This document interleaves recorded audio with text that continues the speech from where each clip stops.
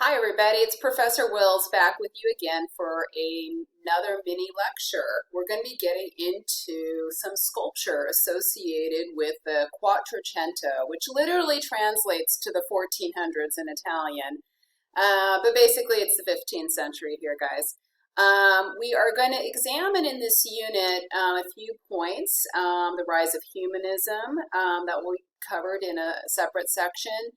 The importance of Florence as an artistic center, and the Medici family. So let's get to that PowerPoint here, and then you'll see exactly what I'm talking about. Those points I just discussed are right there. So without further ado, let's advance the slide here. Of course, we got this fantastic panoramic view of the skyline of the beautiful city of Florence. Was a desirable destination. Okay, this is kind of a little bit like when we studied Pisano. We're not looking at the architecture. In fact, it looks a lot like the cathedral complex in Pisa. This is the Cathedral of Santa Maria del Fiore in Florence. Florence being the big hub of lots of artistic activity in this era of the early Renaissance, the Quattrocento. And again, it's a project not for the cathedral, but for the baptistry. Now, again, all of this complex dates from medieval times, so we're not going to look at the architecture. We're going to look at something else that I wrote about a little bit in the introduction to this lecture. So back in Pisano's time, there were these doors, these beautiful doors that he sculpted. He cast the medium of bronze and created this waffle-like grid, decorating each with a scene from the Old Testament, and they formed a set of doors to the baptistry. This was in the early 1300s, so you can sort of see how each one has a very similar look. This is that 4-point frame, that quatrefoil, or I guess in français, the quatrefoil frame. It's definitely was in vogue back in the medieval world, particularly in the Gothic era that precedes the Proto-Renaissance here. So you can see how it's still in use. So when we move now beyond Pisano's time, a century later, and we're in the year 1401 now, as I mentioned, there was an art call for submissions thrown out there. Essentially, they wanted to find the best sculptor to create another set of doors facing east. So again, the paradigm or the model, the precedent was Pisano's door. So they kind of wanted to keep some consistency. They still wanted that kind of waffle grid-like format. They wanted, the quatrefoil 4-point frame, and the medium had to be the same. It had to be cast bronze. And so in order to narrow down the field, they put out one theme, and that is a famous Old Testament story of the sacrifice of Isaac. And so the first submission that we're looking at is one of the two top finalists, and it was by a sculptor, actually a real Renaissance man, because his name's gonna come up in a lot of contexts moving forward here. Brunelleschi. Brunelleschi is his name here. So this is his submission. So again, he's following all the contest rules. The submissions couldn't be larger than about 1.5 feet by about 1.5 feet. Again, cast bronze, had to be a scene from the sacrifice of Isaac in this French Gothic quatrefoil frame. So the story goes, some of you may be familiar with it, is that Abraham, the bearded man on the right, is the father of Isaac. Isaac, sort of this youthful boy you see in the center of the composition.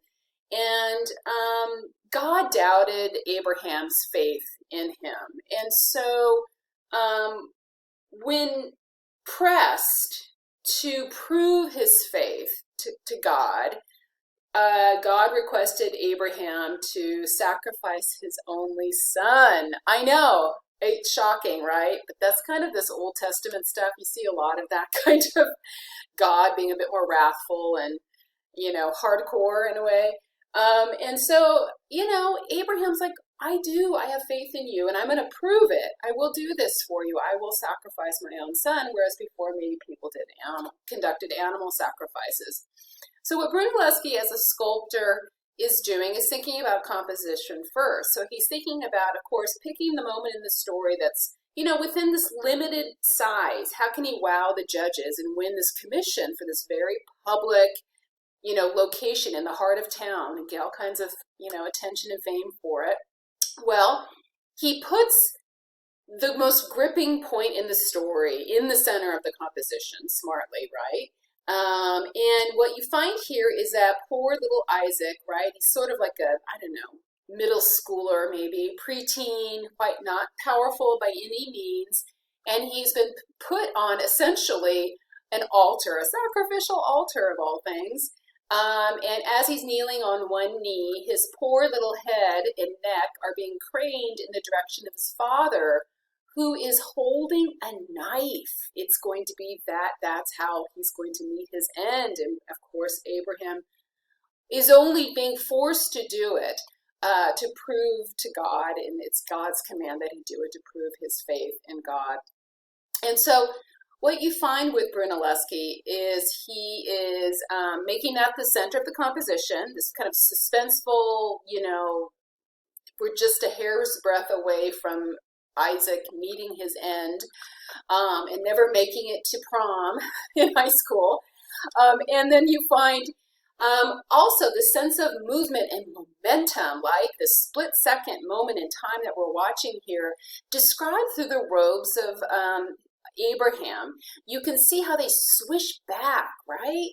And, catch wind, this one, as if he's, lunging forward. And we've talked about how in the other artworks we've looked at so far that we're seeing artists like Brunelleschi as humanists who are studying Greco-Roman art, and how even when clothed, that clothing hugs the body, describes the physique and actions of the body. So you see this kind of striding, walking momentum and the lunging of the knife, right? And it's like a fingernail biting moment. But thank goodness that was good enough for God to see. And he said, okay, he sends in an angel to stop the actual murder from happening. And the angel, you see, has an arm extended and grabs Abraham and says, you don't really need to do it.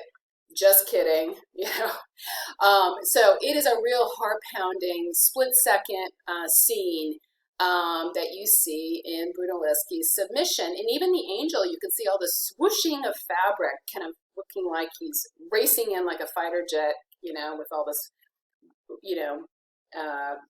fabric catching wind, conveying the sense of urgency and speed, and drama. God apparently sends in a ram, a male sheep, as a substitute sacrifice. I know, don't tell the animal rights groups about that. And then what you find Brunelleschi also does is he creates a foreground here where apparently, these are all Old Testament shepherds.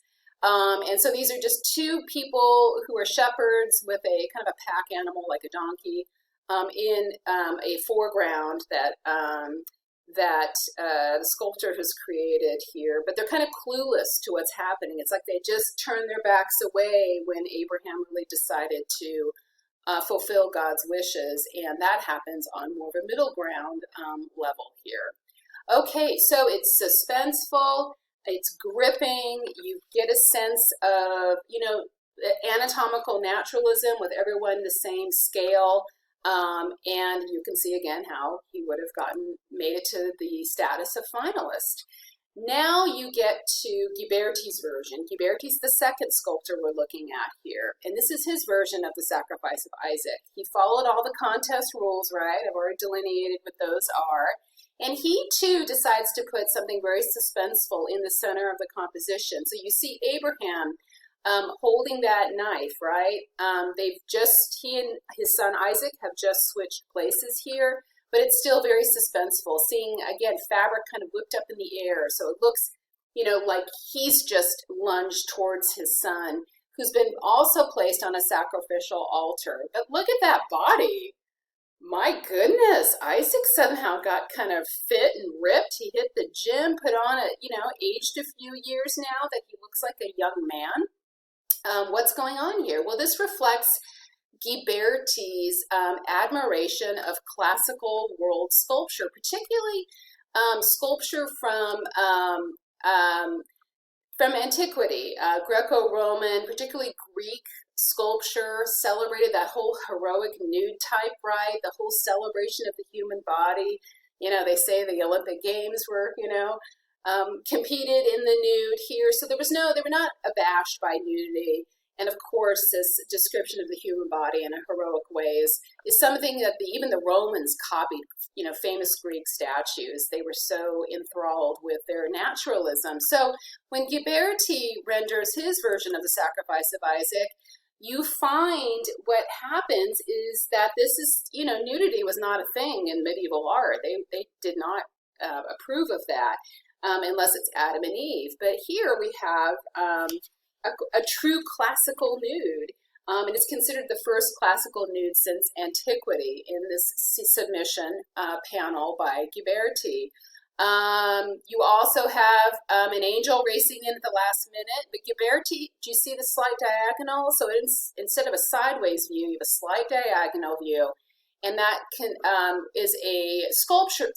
Now the sculptor's interpretation of foreshortening to give you an illusion of depth.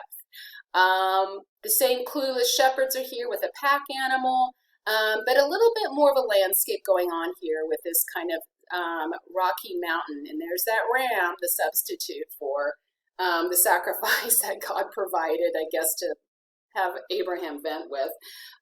So who do you think, of these two sculptors, who do you think won the commission? Usually I take a vote in the classroom and I get kind of a 50-50 mix of people who would vote either for Brunelleschi on the left or Ghiberti on the right. They're both probably 5-star results. They both reflect increasing naturalism, sophistication in composition. They have both telltale influences in terms of figurative art and understanding of human anatomy and motion, of their humanist studies in pursuit of knowledge from the classical world. But it was the younger sculptor, Ghiberti, who won the commission for the doors because of those, a bit more involved in those classical motifs like the heroic nude body of Isaac, illusionism of depth through foreshortening, that dramatic intensity, which they both succeeded in, and of course, artisan virtuosity has to do with just, raw talent. So here you have this contest. And then, of course, this opportunity for Ghiberti to go on to fame and fortune as a sculptor in Florence. But Brunelleschi's not down and out. He is a clever guy. He has a bag full of talents. So we will revisit him in that regard in future aspects of this unit on the Quattrocento in Italy. So if you have any questions at all, send me an email. I'm happy to go over anything if you need further insights or understanding of anything I've talked about in lecture. All right? Have a super day. Thanks.